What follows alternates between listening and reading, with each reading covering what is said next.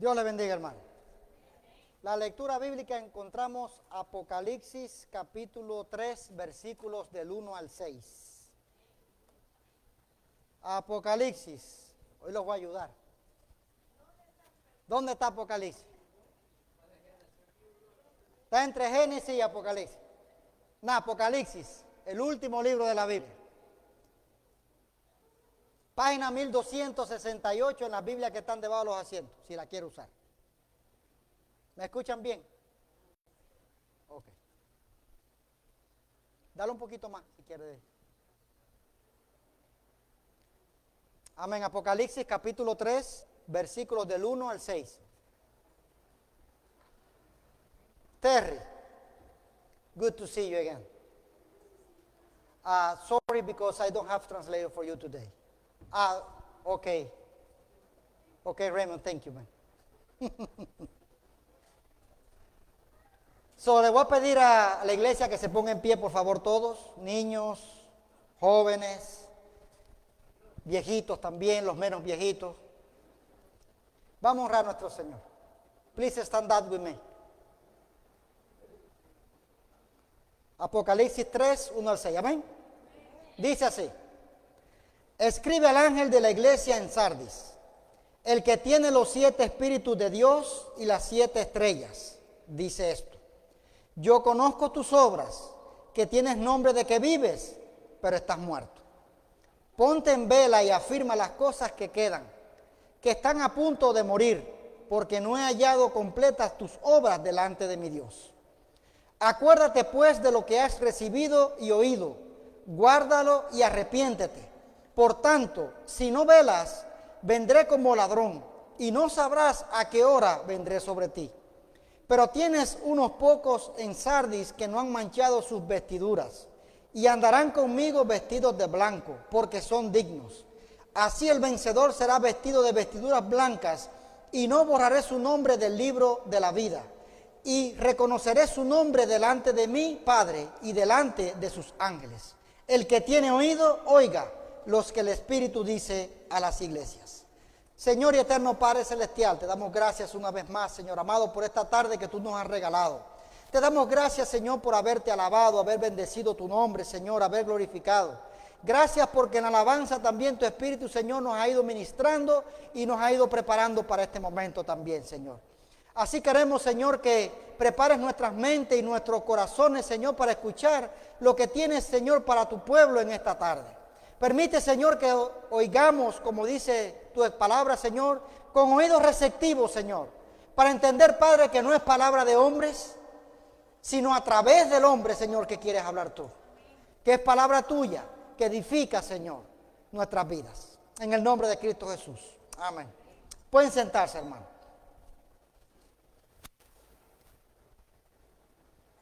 Cuando alguien está muriendo, ¿cuáles son los síntomas que esa persona podría dar?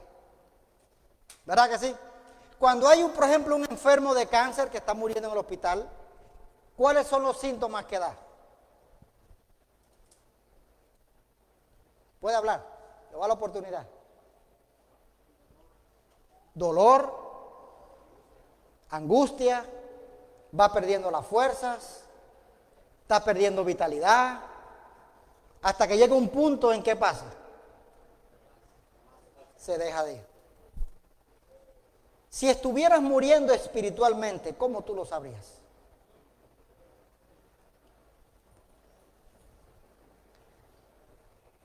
Yo sé que el título está interesante, la autopsia de una iglesia muerta.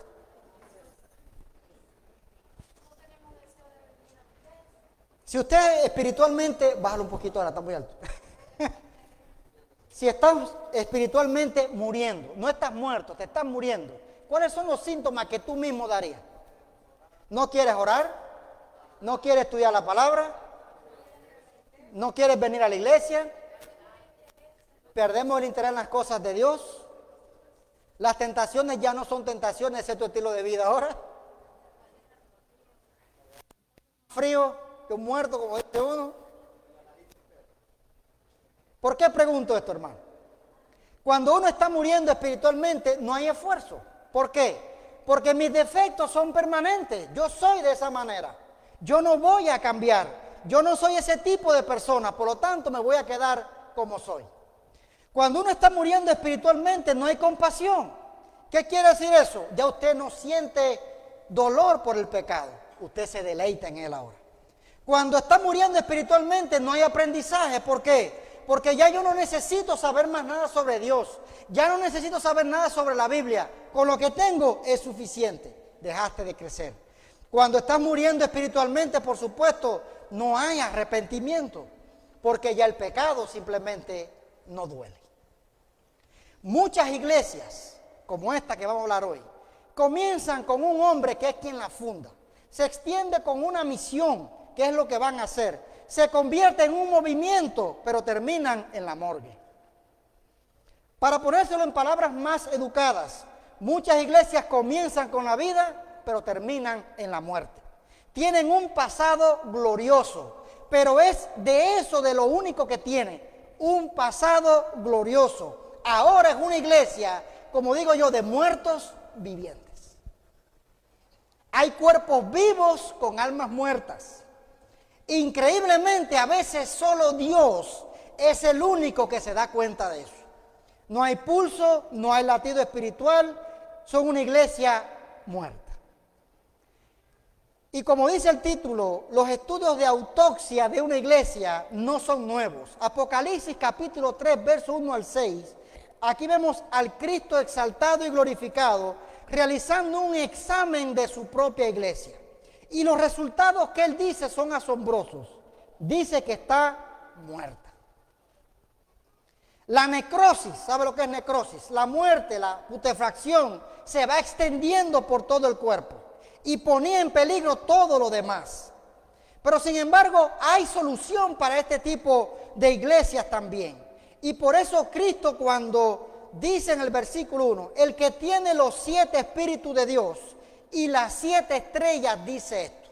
Jesús se presenta a sí mismo en esta iglesia no como el juez, como hizo en la que vimos la vez pasada, sino que se presenta como alguien que obra de forma soberana en su iglesia. Los 7 espíritus de Dios te habla de que Cristo se mueve en toda su iglesia y conoce todo lo que hay a través de ella. Pero también dice a las 7 estrellas, o sea, los mensajeros que en esa iglesia están. Esta iglesia de Sardis, necesitada del Espíritu, estaba muerta, llena de gente, pero muerta.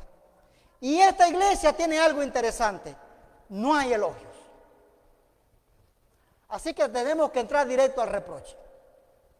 No hay elogios, dice, yo conozco tus obras, que tienes nombre de que estás vivo y estás muerto, porque no he hallado tus obras perfectas delante de Dios. E inclusive cuando usted se lee el verso, no hay elogios para esta iglesia.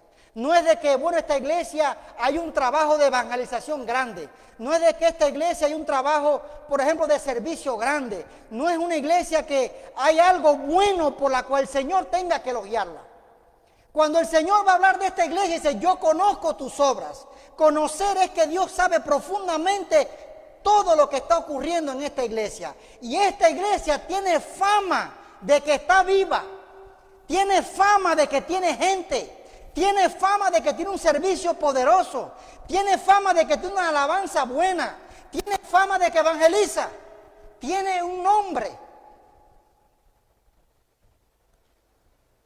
Pero dice Jesús, pero lo único que tú tienes es la fama.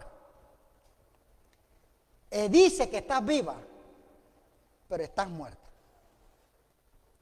Dice que tienes una comunión saludable. Dice que eres una iglesia exitosa. Que tuvieras una reputación es una indicación de que en el pasado esta iglesia ciertamente estuvo viva. Ciertamente era algo grandioso. Ciertamente era algo bueno. Pero algo pasó en esta iglesia, que en el presente lo único que tenía era el nombre. Y el nombre que tenía no representaba la realidad que existía en ese momento. Parecía que estaba viva, pero estaba muerta. Para que vean que las apariencias pueden engañar. La apariencia puede decir, el hombre se ve saludable, el hombre se ve físicamente bien, y el hombre puede tener un cáncer por dentro que se lo está comiendo. Así a veces nos vemos por fuera, ¿verdad? De lo más bien. Dirá, el pastor se ve bien. Usted no sabe los problemas de salud que yo tengo. ¿Por qué? Porque la apariencia que doy, ¿cuál es? Está saludable, está bien. No obstante, estoy bien, no cual lucha. Pero ese es el punto, hermano. Las apariencias engañan. Cualquiera puede llegar, y fíjense, y esto es un reproche que el Señor le da a la iglesia, pero quiero llevarlo a la vida personal de nosotros. Recuerde, cuando hablo de iglesia, no estoy hablando del edificio. Estoy hablando de usted y de mí. Nosotros somos la iglesia. El Espíritu Santo habita no en el edificio, habita en nosotros. Nosotros somos el templo del Señor también, ¿ok? En eso estamos de acuerdo, ¿verdad que sí? Por lo tanto, cuando Jesús le dice a la iglesia, tienes fama de que estás viva, pero estás muerta, está hablando de nosotros. Y puede ser que nosotros en este momento estemos aquí, que digan, Union City tiene fama de una iglesia que tiene gente. Union City tiene fama de que tiene un subkitchen que atiende 5,000 personas al mes. Union City tiene fama de que tiene un buen grupo de alabanza.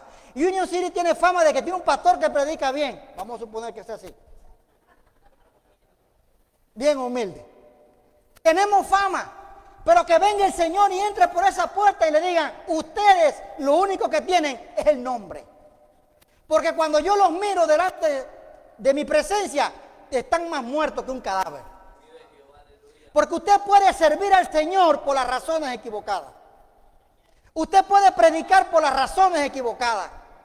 Usted puede venir a la iglesia por las razones equivocadas también. Usted puede venir creyendo que yo voy a la iglesia a cargar batería. Yo voy a venir a la iglesia para que Dios resuelva mis problemas. Yo voy a la iglesia a ver si Dios quiere sanarme. Estás viniendo por la razón equivocada. Y siempre le pregunto a la gente, ¿por qué tú vienes a la iglesia el domingo? ¿Porque tú quieres cumplir un ritual? ¿A quién? Y quiero que vea esto, porque el Señor somete como si fuera una tomografía a nosotros. Y el diagnóstico que nos da es que estamos muertos. Mira, el pastor vino con el machete bajito hoy. Y quiero que piensen esto, hermano. O sea, la palabra es dura para usted que la está escuchando y para mí que la estoy diciendo. Pero déjeme decirle algo, ¿cuál fue la causa de la desaparición de esta iglesia? Porque de esta iglesia, si usted la busca en el mapa, no existe. Murió hace muchos años atrás. Y parece que esta iglesia tenía algo que es el peligro que usted y yo corremos continuamente. Esta iglesia parece que evitó la persecución que existía en ese tiempo, evitó un compromiso con el Señor. Por lo tanto, esta iglesia se mezcló con la cultura y con la corriente del mundo. Dígame si ese peligro usted y yo no lo corremos también. Pero Jesús le promete a los vencedores que nos va a reconocer ante su Padre y los ángeles. Entonces, ¿hay algún indicio aquí en este pasaje de que esto era parte de un problema? ¿No estaban esta gente dispuestos a confesar quién era Cristo? Es una cosa triste cuando el único logro de una iglesia es lo que se llama a sí mismo, pero su nombre no refleja la realidad que es hoy. Esta iglesia, los hechos pasados, le dieron reputación entre otras iglesias, pero los hechos presentes demostraban una imagen muy diferente. Entonces, ¿cuáles son las señales de peligro que indican que una iglesia se está muriendo? Y nos invita a reflexionar. Porque recuerdo, no es la iglesia de Union City el edificio, es usted y soy yo. ¿Hay algo en mi vida que se está muriendo? Pues tengo que analizar qué es lo que se está muriendo. Una iglesia está en peligro cuando está satisfecha con descansar en sus logros pasados. Y aquí me gusta hablar del espíritu de Abba. Y usted dirá, pastor, ¿qué es eso? Yo recuerdo cuando yo cantaba, cuando yo oraba, cuando yo predicaba. Yo recuerdo cuando yo ayunaba. Ve que termina en Abba siempre. Yo recuerdo cuando hacía esto y hacía aquello y entonces estoy viviendo ¿de qué? De los logros del pasado. Pero hay un problema con el pasado, que si el pasado lo cargas contigo como una mochila que pesa bastante y quieres moverte al futuro, no puedes.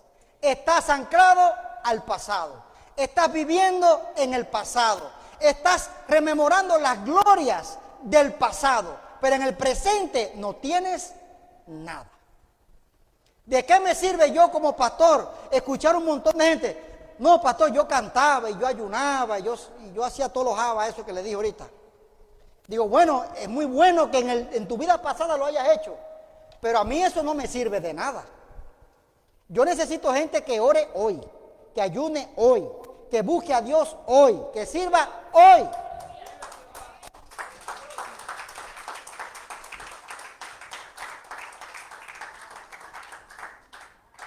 Entonces esta iglesia estaba muerta porque uno de los síntomas que tenía era que vivía en el pasado. Vivía con haba, como dice mi hermana por allá. Entonces si vives del pasado, no hay presente y por supuesto no hay futuro. Actualmente esta iglesia no existe. Quiero que piensen eso. También cuando una iglesia no solamente vive en el pasado, sino que se preocupa más por las cosas materiales que por las espirituales. Porque estoy más pensando en qué beneficio obtengo de la iglesia, en qué beneficio obtengo del Señor, que realmente mi propia vida espiritual. Y aunque usted viva 100 años en esta tierra, usted no va a ser eterno. Lo material pertenece a esta realidad y aquí se va a quedar. Como dijo Eclesiastés, nada traje a este mundo y sin duda nada me puedo llevar. Entonces, ¿por qué te afanas tanto debajo del sol? Dijo Eclesiastés. Piensen eso. Una iglesia muestra señales de que está muriendo cuando se preocupa más por lo que piensan los hombres que por lo que Dios dice. Tú sabes, yo no voy a predicar porque la gente va a decir que yo estoy loco. Entonces te interesa lo que dice el hombre. Tú sabes, yo voy a hacer servicio social, pero yo no voy a orar por la gente porque al final no se puede. Y te preocupa más lo que piensa el hermano que está al lado tuyo. No, yo no voy a brincar porque va a decir que soy un fanático. Oye, yo no voy al lado de este porque este nada más habla de la Biblia. Yo quiero hablar de pelota, de soccer y de boxeo. Entonces, cuando usted se preocupa más por lo que el hombre piensa y no por lo que Dios dice en este libro, es una señal clara de que estás muriéndote. Entonces yo no voy a predicar fuerte porque la iglesia se me va a ir. Yo no voy a dar un mensaje duro porque la gente va a decir que soy un fanático y la iglesia se queda vacía. Mi hermano, si se tiene que ir, la puerta está abierta, váyase. Pero la responsabilidad no es del pastor solamente. La responsabilidad de cualquiera que predica y enseña, sea aquí en un púlpito o en la calle, como estamos llamados todos a hacerlo, es predicar la verdad y todo el consejo de Dios. Por supuesto que la verdad ofende, hermano.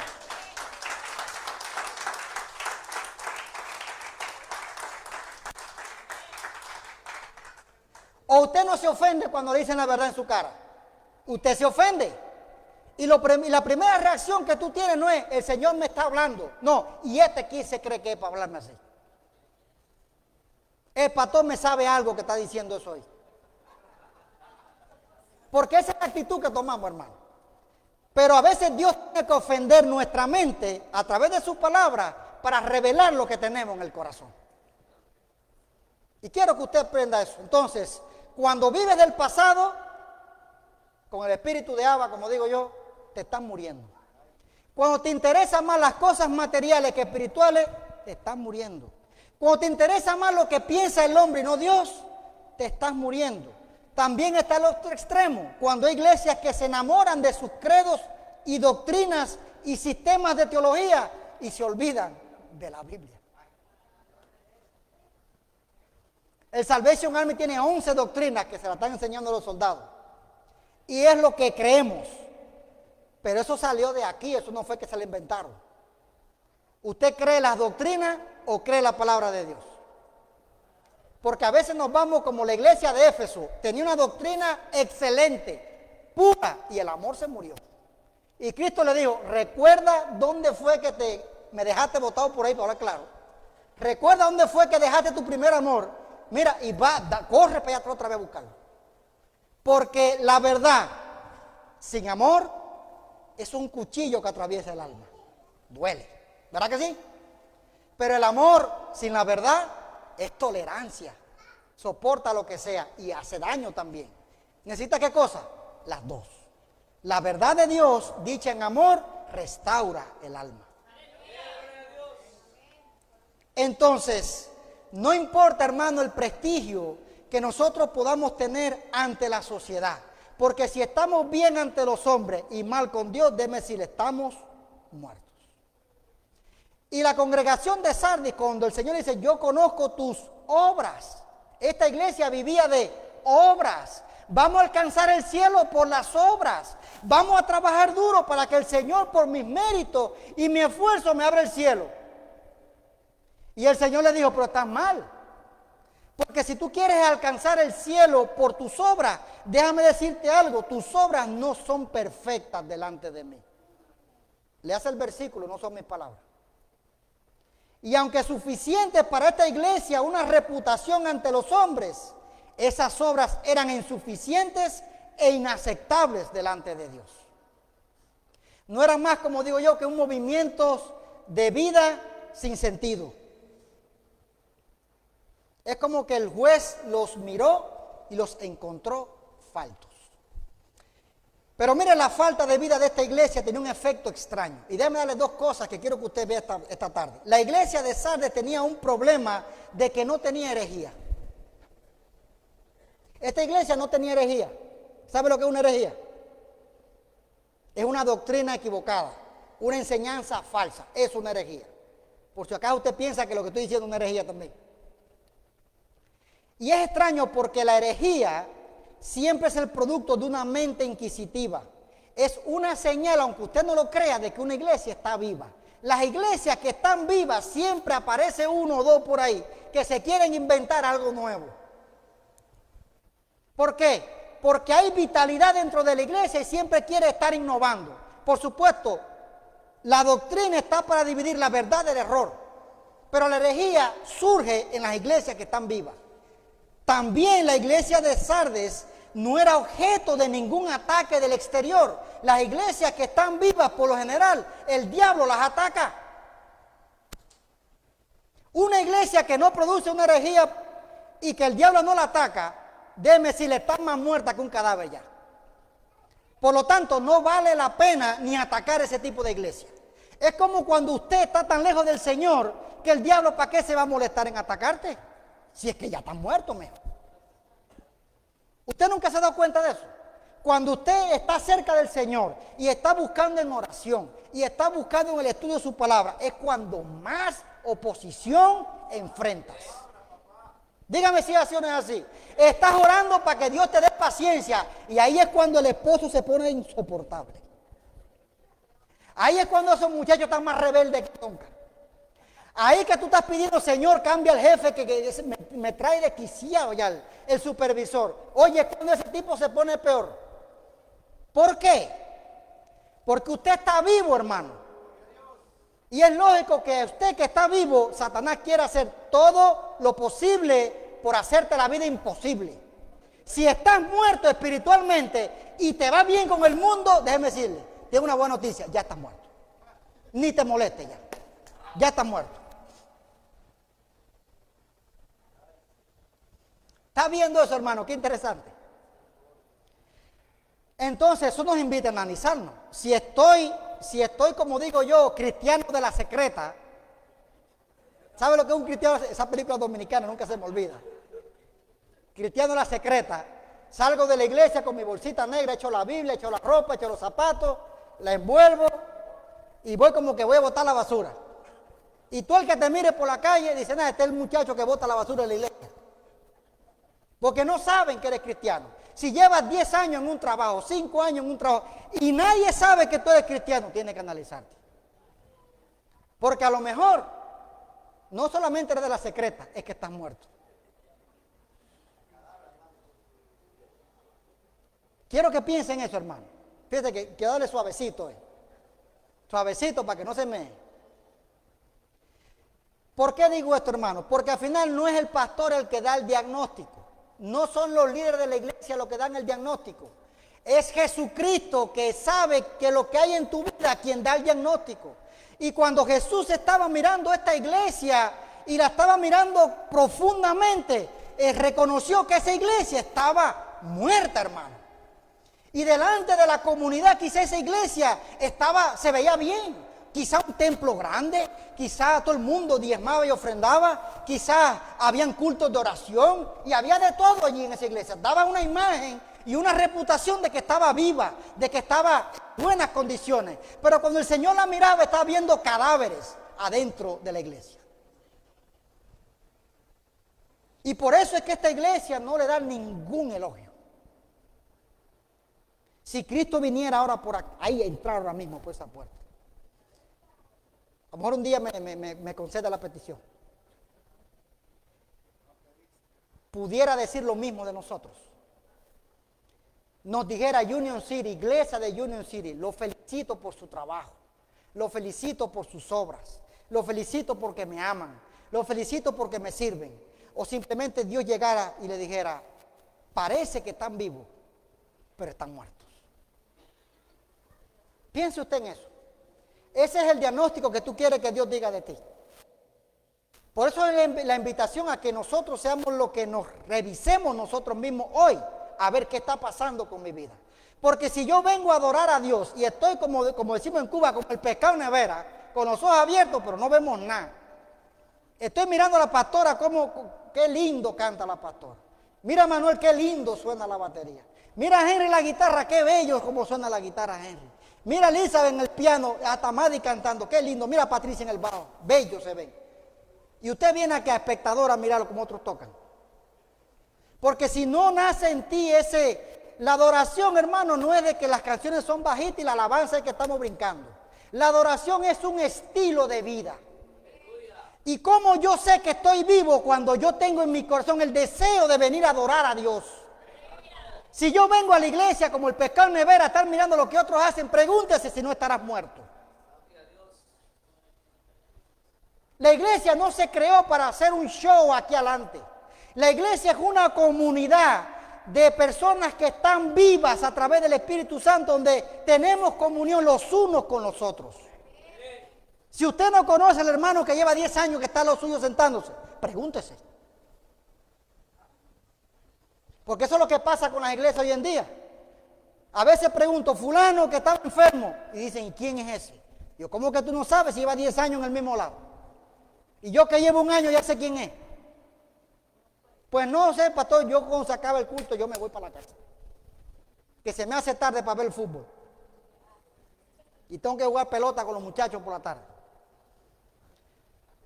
Pregúntese. Aquí hay para todo el mundo. El Señor tiene para todos aquí. Para los que están vivos y para los que están muertos. Hay para todo el mundo. Entonces, ese es el tipo de cosas que tenemos que preguntarnos. Yo vengo a adorar a Dios y hay deseo en mi corazón por adorarlo y servirlo. Si ese es tu deseo, estás vivo, hermano. Eso es algo bueno, ¿verdad que sí? Pero si no tienes nada, y están los famosos que vienen a la iglesia a dormir, que ese es otro tipo de gente. Yo no sé si es que, si trabajan por la noche yo los entiendo. Pero hay gente que en cuanto roza el asiento rojo ese, se fueron. Está el que trabaja de noche, yo entiendo. Si trabajas de noche y no duermes de día, tienes que dormirte. Pero están aquellos que no trabajan de noche, es que son fan a la silla a dormir. Voy a tener que poner una más incómoda entonces. Pero son síntomas que nos muestran si estamos vivos o estamos muertos. Ahora, déjeme decirle, hay un elogio en esta iglesia, pero no es para la iglesia. Es para unas poquitas personas que están dentro de esta iglesia. Si usted va al versículo 4, dice, pero tienes unas pocas personas en Sardis que no han manchado sus vestiduras, y andarán conmigo en vestiduras blancas porque son dignos. En medio de esta iglesia muerta, habían unos pocos cristianos, como digo yo, como flores esparcidas en un desierto. Sin embargo, estos poquitos que habían no eran lo suficiente como para cambiar la evaluación de esta iglesia que Cristo está dando.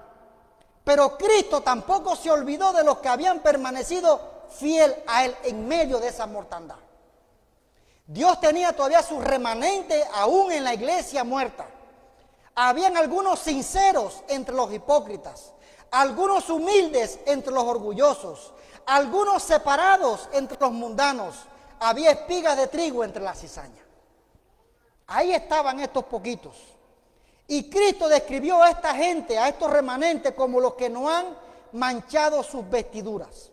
La palabra manchado significa embarrar o contaminar. Era una palabra que había sido conocida para los lectores de esta iglesia, porque en esta ciudad se teñía la lana de negro y era famosa por eso. Las vestiduras simbolizan el carácter en la Biblia. Y el remanente fiel podía venir ante la presencia de Dios porque no se habían contaminado ni corrompido, sino que habían manifestado un carácter piadoso delante de Dios. Y específicamente Cristo dice de estas personas que andarán conmigo en vestiduras blancas porque son dignas. Déjeme hablarle un poquito de esto porque no es que usted se va a poner una ropa blanca. No tiene que ver con eso. En los tiempos del siglo I, que se está hablando acá, tales vestiduras blancas se usaban para celebraciones y fiestas. Como ellos no quisieron contaminar sus vestidos, Cristo reemplazaría estas vestiduras con otras divinamente puras. Porque las vestiduras blancas de pureza que Cristo promete aquí son las que Él mismo se va a vestir también, el mismo Cristo. Y esas vestiduras significan que están invitados al banquete de celebraciones del Cordero de Dios. Significa que ahora tienen santidad y pureza, pero que cuando Cristo los revista de nuevo, será absolutamente perfecto. Entonces mire la recompensa del remanente fiel dentro de la iglesia muerta.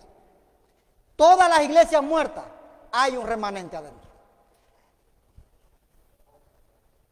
Y voy para allá ahora. Vamos a hablar de esta. 2021 cuando llegué, esta iglesia tenía 90 personas. No llegó fin de año, me quedé con 30. Y usted dirá, el pastor lo que vino fue a desgraciar la iglesia. Se fueron todos. No, hermano. Dios me trajo a restaurar, a traer orden y cambio. Tanto a las personas como al edificio también. Pero el punto es que en el orden y el cambio que Dios trae, la cizaña se tiene que ir. Lo muerto tiene que irse. Y la vida tiene que resurgir. Y la vida resurgió con el remanente que se quedó. Eso fue lo que pasó.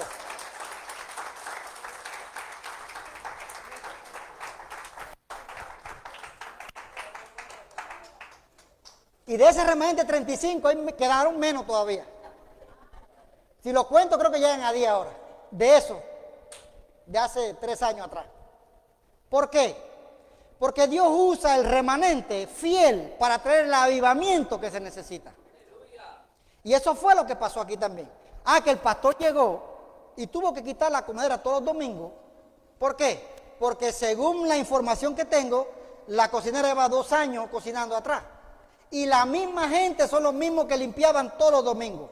Y habían 90 en la iglesia. Nadie quería limpiar, nadie quería cocinar. Ok, mi hermana, vamos a darte la posibilidad de que aprendas de la palabra de Dios también. Se acabó la comida los domingos, día especial nada más. Ese primer domingo perdí 40. ¿Cuántos me quedan? 50. Pero el pastor empezó a hacer cambios. El pastor empezó a pintar, no me gustó la pintura.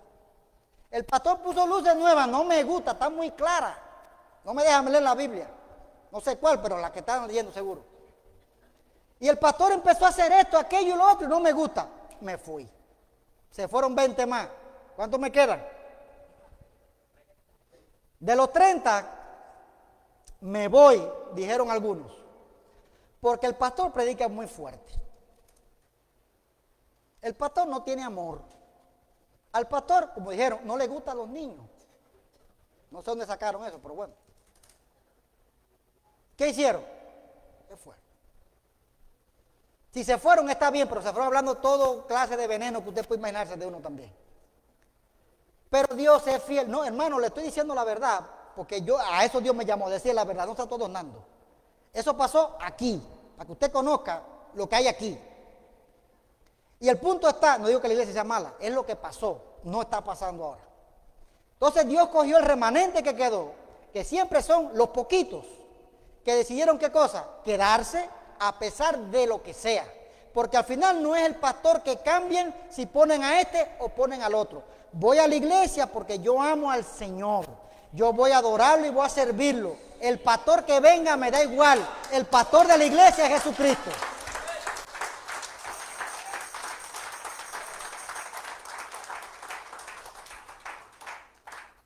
Ya se lo digo, para el día que me vaya, no se vayan, se quedan. ¿Ok? Se lo dejo ahí de tarea. Porque usted viene porque el pastor de la iglesia es Jesucristo. El pastor no es Renato Sarmiento, que soy yo. Ni es yo Eliseo Vega Fajardo. Es Jesucristo, porque Jesucristo fue quien lo salvó a usted.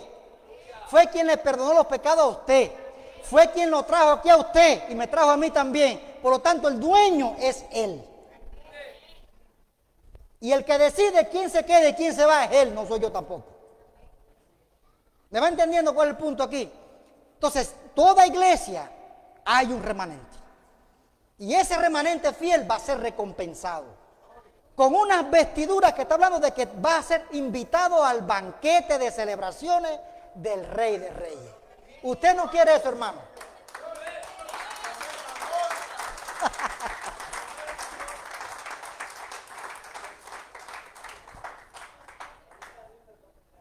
Pero como en todo reproche, hay un mandato también.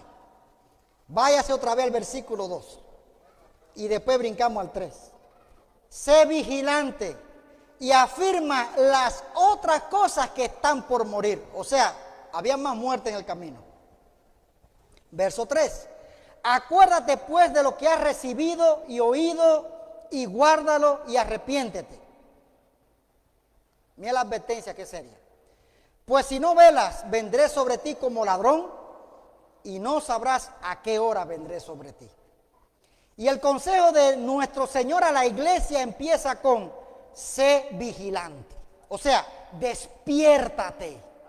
Los centinelas de la iglesia estaban dormidos. Entonces el primer paso hacia la renovación en una iglesia moribunda es una conciencia honesta de que hay algo que está mal en la iglesia. Despiértate, tú que duermes, y te alumbrará ¿quién? Cristo.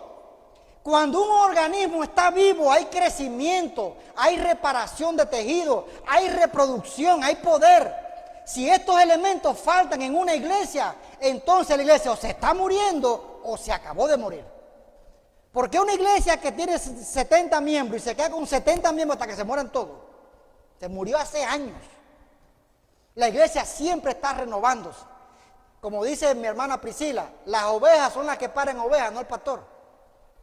El pastor guía a las ovejas, alimenta a las ovejas, cuida a las ovejas, guía a las ovejas, pero las ovejas son las ovejas. No sé si estaré mal por ahí. Entonces Cristo dirige el mandato, y fíjense, para que vean el remanente la importancia que tiene. Porque el mandato se le da al remanente de la iglesia, porque el que está muerto, como digo yo, ya se murió. ¿Qué le vas a decir? Tiene que hacer como a Lázaro en la tumba. Que Dios le hable para que dé aliento de vida y salga. Resucite. Entonces, si una iglesia va a sobrevivir, hay un camino de restauración espiritual y déjeme darle 5 pasos. Le invito a 5 pasos, que está en el mismo verso. Y usted mírese a sí mismo y diga, bueno Señor, voy a ver si en mi vida hay cosas que se están muriendo, pero que todavía hay tiempo de salvarlas. En primer lugar, hay que ser vigilantes. No hay tiempo para la indiferencia. Tú no puedes ir sencillamente con el flow, la corriente de este mundo. Tienes que ir al contrario, hermano. Y eso es lo interesante del cristianismo. El cristianismo, Jesús dijo, ustedes son la sal de la tierra y son la luz del mundo. Y la pregunta que Jesús hace, si la sal pierde el sabor, ¿para qué sirve? Para que la pisoteen. ¿Y qué sentido tiene que la luz usted esconda una vela, como digo, debajo del colchón? Más probable es que se le llene de humo, se le queme la cama. Si no hay luz en la casa, ¿dónde usted pondría eso? Debajo de un colchón. Usted lo pone en el lugar más alto porque usted quiere que todo el mundo vea que hay luz en la casa, porque si no usted le mete un cantazo en una silla por ahí. Cualquier cosa, usted tropieza porque está oscuro, ¿verdad que sí? Entonces, nosotros como la sal de la tierra tenemos que ir en contra de este mundo, o sea, estamos llamados a detener la corrupción del pecado en la sociedad. Eso es tarea de la iglesia, no es tarea del gobierno. Entonces, cuando la juventud se corrompe, la sociedad se corrompe, no le echen la culpa a la sociedad. ¿Qué? Porque ellos están haciendo lo que se supone que tienen que hacer, corromperse. Es nuestra responsabilidad como iglesia, como la sal de este mundo, detener esas cosas. Y la luz, por supuesto, es para que todo el mundo vea. La luz significa las obras nuestras, que representan a Dios, que es la luz también. Entonces, si la gente no ve eso en ti, ¿qué sentido tiene nuestras vidas? Póngase a pensar. Por lo tanto, tenemos que ser vigilantes. Segundo, dice afirmar las otras cosas que están por morir. Cosas se refiere a realidades espirituales. Cristo exhortó a estos cristianos a que soplara la llama de las chispas que estaban muriendo. Como le dijo Pablo a Timoteo, aviva el fuego del don que está en ti. Dios puso un don en cada uno de nosotros. La pregunta es, ¿lo estás usando o tú quieres seguir calentándose ya? Porque va a llegar un punto donde tú tienes que dejar de recibir para empezar a dar. Y si esa fuera la visión que cada miembro de la iglesia tuviera, esta iglesia fuera mejor todavía. ¿Por qué? Porque nosotros venimos a la iglesia con la mentalidad de que voy a recibir de parte del Señor. Y usted nunca ha pensado que usted viene a dar realmente al Señor. Por supuesto, si le das a Él, vas a recibir bendición de Él. Pero la mentalidad que tenemos es voy a recargar batería. Como que nosotros fuéramos una estación de carga aquí que usted lo enchufla ahí, dale. Tú sabes, yo voy a que Dios me resuelva mis problemas, como que Dios es el mago de Oz. Sopla de eso y dale, resuelve tu problema, mijo. Estamos mal. Eso no es una iglesia. Es un buen club social. La mentalidad del cristiano debería ser, voy a darle a mi Señor mi diezmo, mi ofrenda, mi tiempo, mi adoración, mi vida, mis dones, mi talento. Se lo voy a dar todito. Y en el proceso de dar, que eso es lo interesante, es como que tiene los puños llenos, usted los abre y usted da. Lo interesante es que Dios te los vuelva a llenar para que siga dando. Pero si usted tiene los puños apretados, como digo yo, y no quiere soltarlo, ¿qué Dios va a echarle ahí? ¿Tú crees que algo cabe ahí? Y eso es algo que tenemos que cambiar. Por eso hay que afirmar las cosas que están por morir. Mira qué hay en tu vida, qué dones Dios te dio, qué talento Dios te dio, y como digo yo, empieza a usarlos ya. Ya es momento de dar. Tercero, dice que debían acordarse de lo que habían oído y recibido. Esta gente tenían que volver a las verdades de la palabra de Dios. Tenían que volver al evangelio y a las enseñanzas de los apóstoles. Porque tenían que volver donde al mismo fundamento de nuevo. ¿Qué es lo que habían recibido y oído? ¿Para qué cosa? Volver otra vez a ser renovados. Cuarto lugar. Luego de volver a las verdades bíblicas, tenían que guardarlas. Y guardarla, hermano, no es que usted coja la Biblia, la mesita de noche, usted sabe. Vamos a ponerla aquí. Y la semana que viene usted la coge. Y eso es harto de polvo. O que la ponga en la mesita de noche para que los demonios por la noche no me vengan a estorbar. Como que la Biblia fuera un amuleto. Ya tú sabes. O la abro en el Salmo 91, el Salmo 90, que en la pandemia ese fue el más famoso, para que la pandemia no llegue a mi casa. Hermano, el Satanás coge la Biblia esa que usted tiene y le da con ella en la cabeza a usted. Porque eso no es un amuleto, eso es para que esté aquí y aquí. Guardar la Biblia no es que usted la guarde en la gaveta de la mesita de noche de la cama. Guardar la Biblia es que la tienes presente en tu mente y en tu corazón para ponerla en práctica.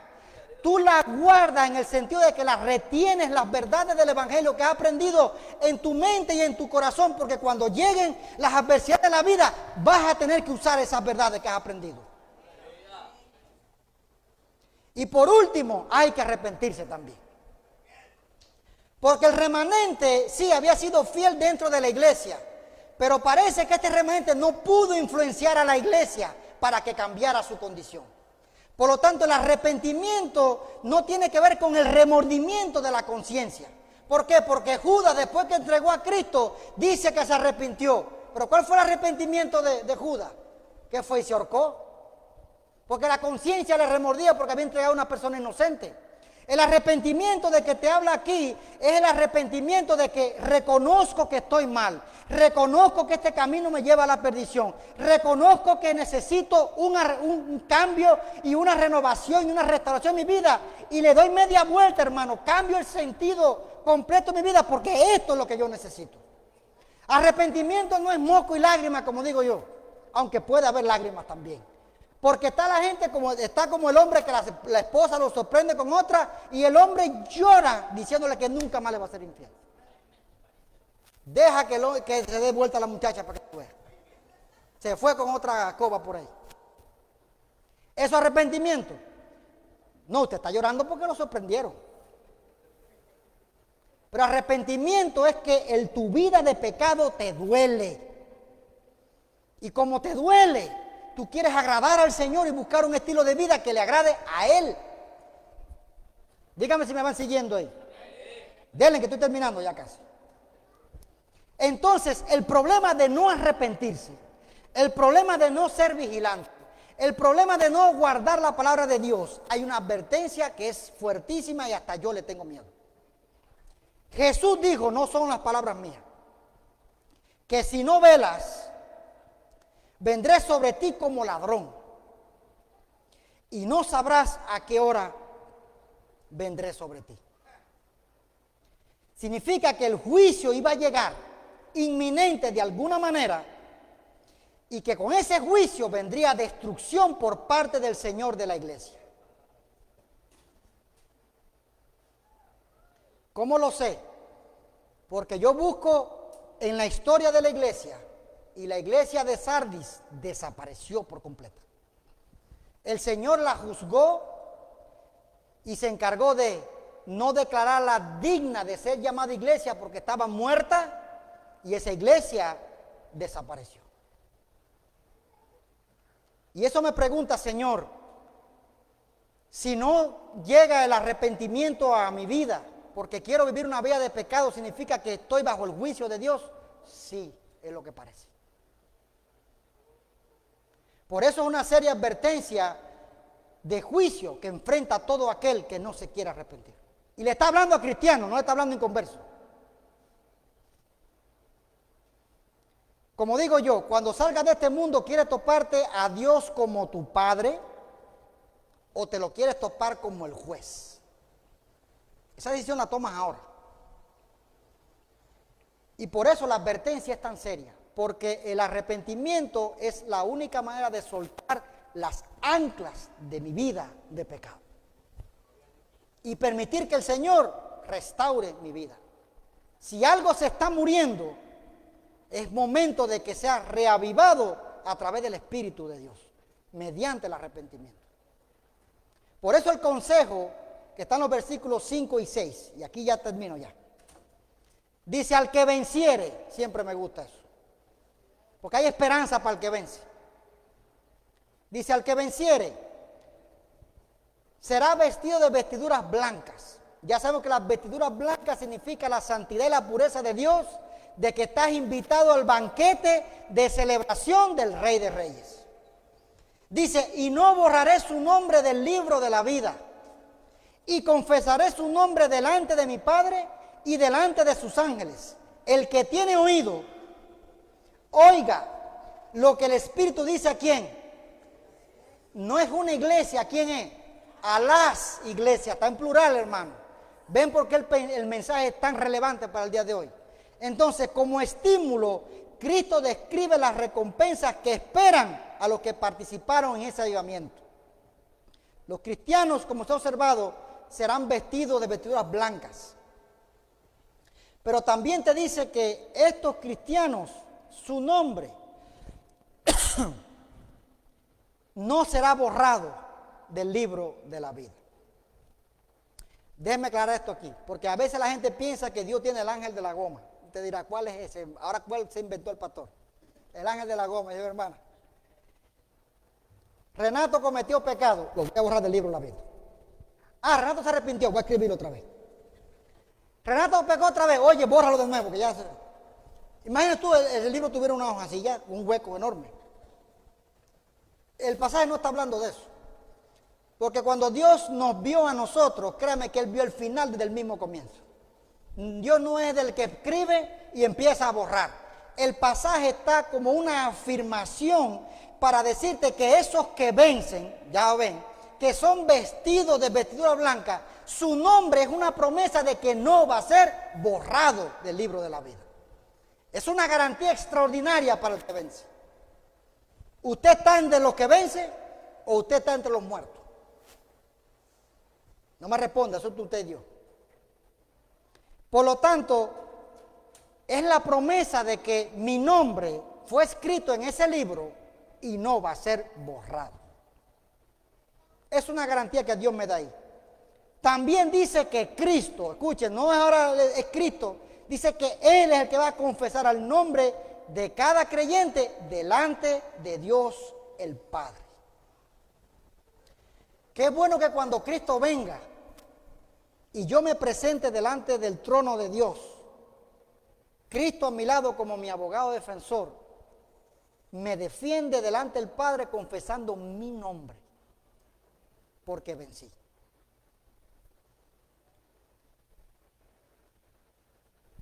Pero si tú eres alguien de los que niega al Señor, y no hablando de palabras, o sea, de negar que Cristo vive o existe o cualquier cosa, nosotros podemos negar al Señor no con palabras, es con acciones.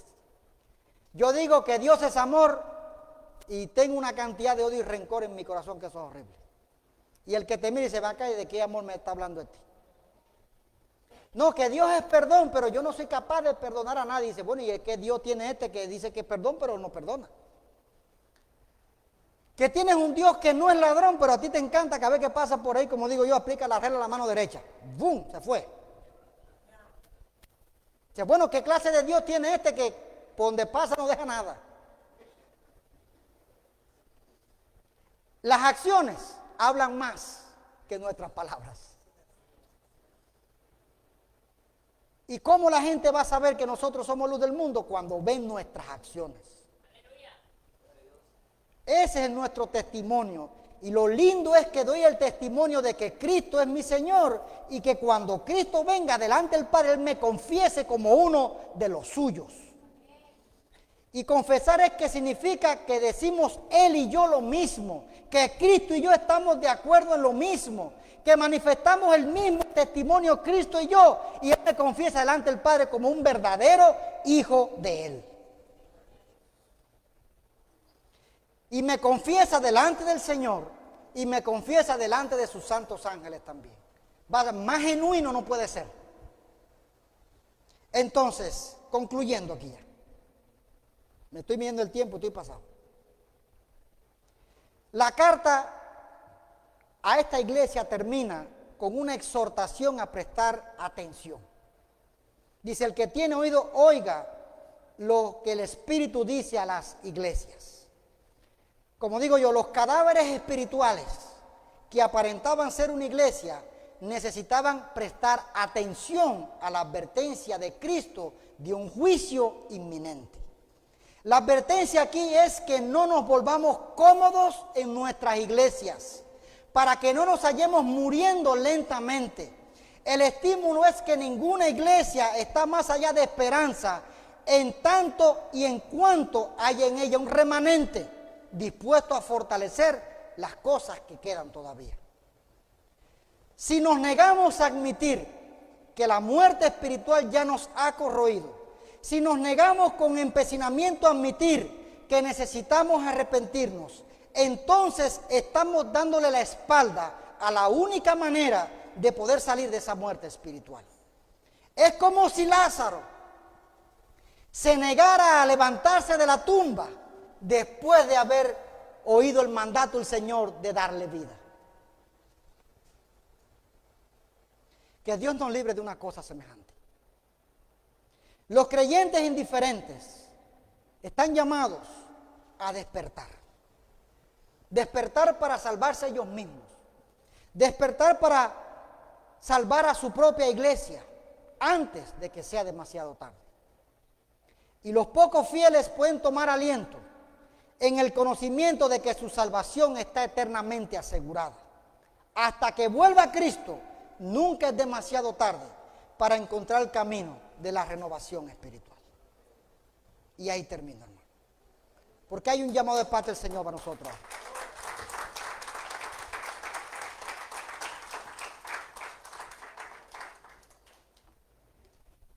Y no quiero que se sientan mal. No estoy diciendo que ustedes son un montón de cadáveres espirituales aquí. Eso no es lo que he dicho, ¿verdad?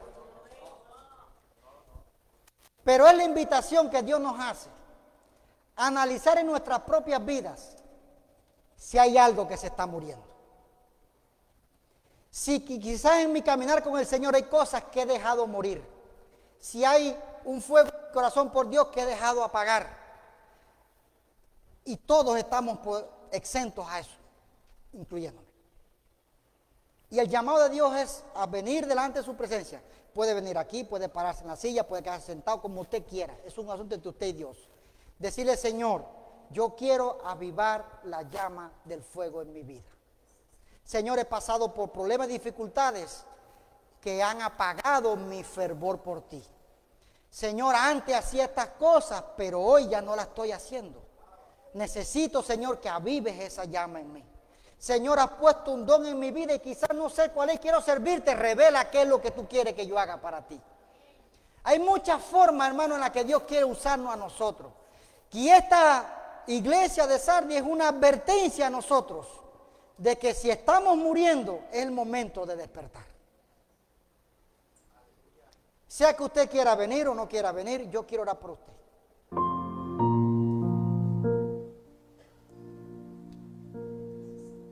Y usted dice a sí mismo, diga, Señor, ¿qué hay en mi vida que necesitan cambios?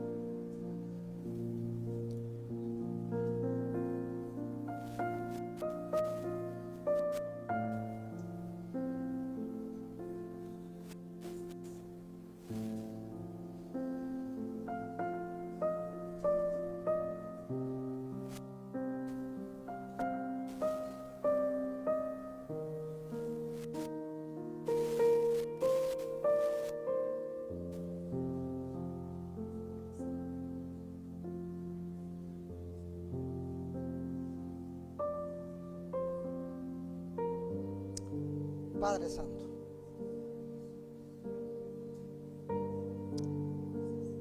venimos delante de tu presencia en esta hora, tu iglesia, Señor.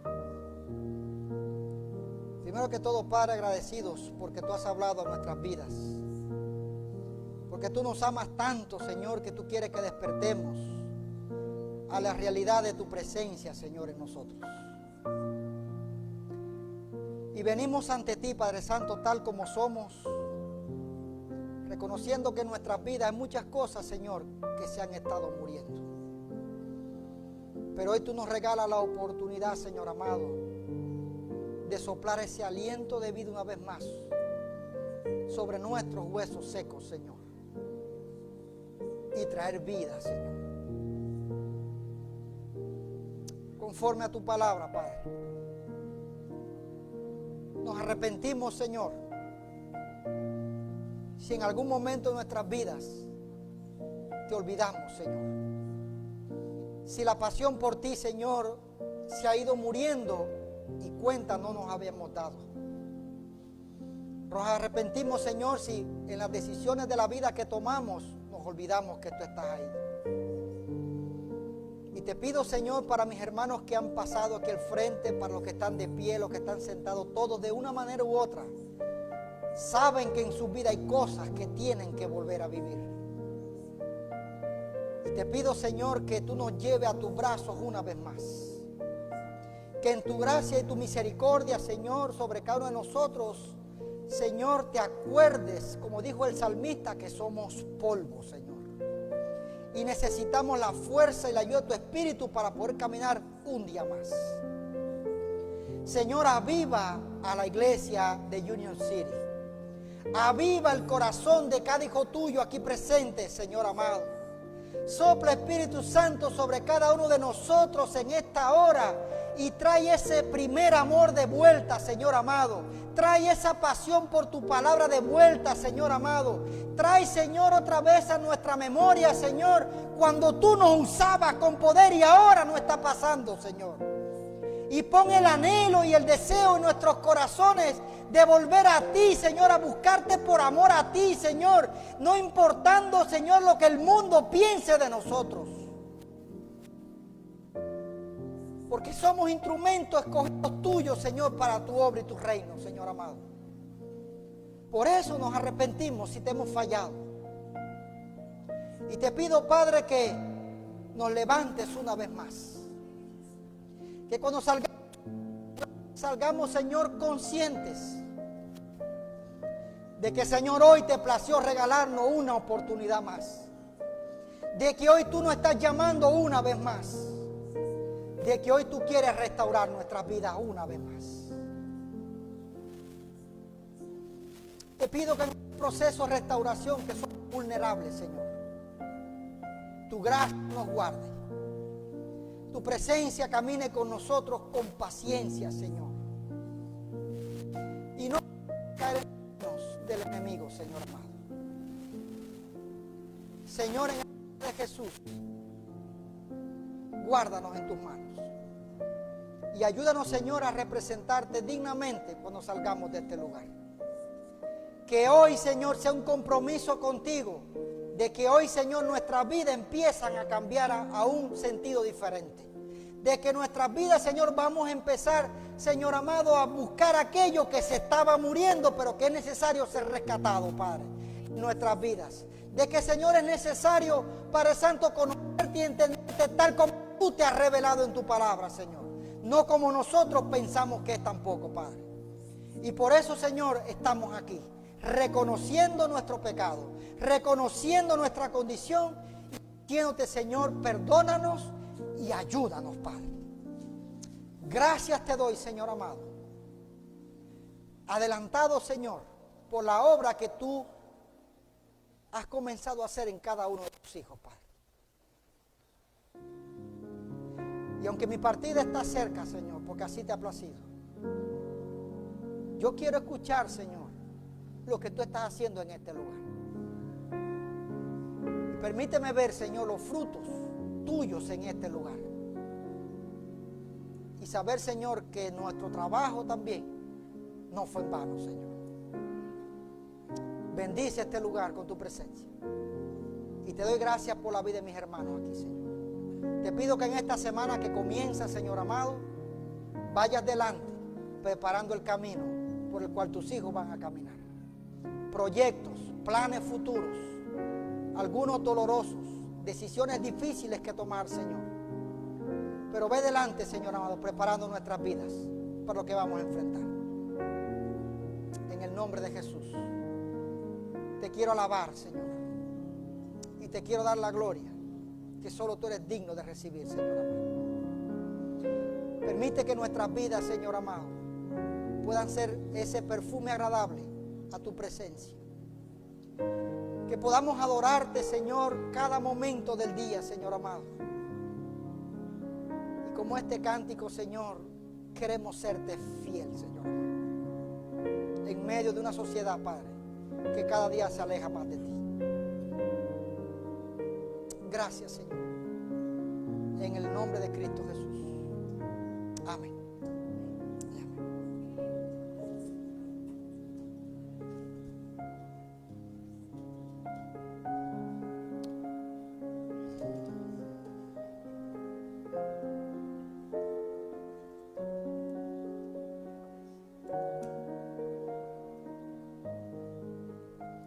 Dios es bueno, ¿verdad que sí?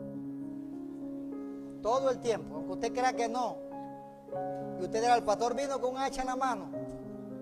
Dios es bueno porque su palabra siempre cumple el propósito para el cual Él le envía.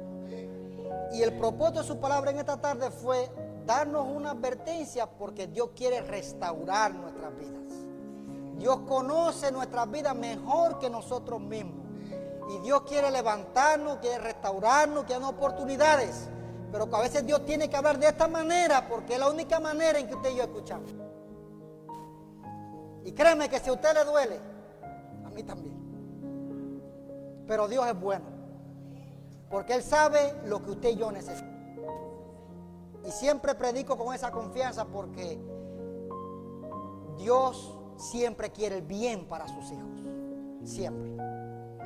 Y de esa manera vamos a recibir la bendición del Señor también. Dice así, la voy a leer de su palabra. Entonces el Señor dijo a Moisés: habla a Aarón y a sus hijos y diles: así bendecirán a mi pueblo, y les dirán: que el Señor te bendiga y te guarde, que el Señor haga resplandecer su rostro sobre ti y tenga de ti misericordia, que el Señor alce sobre ti su rostro y te dé la paz. Así invocarán mi nombre sobre mi pueblo y yo los bendeciré. Vayan con la bendición del Señor.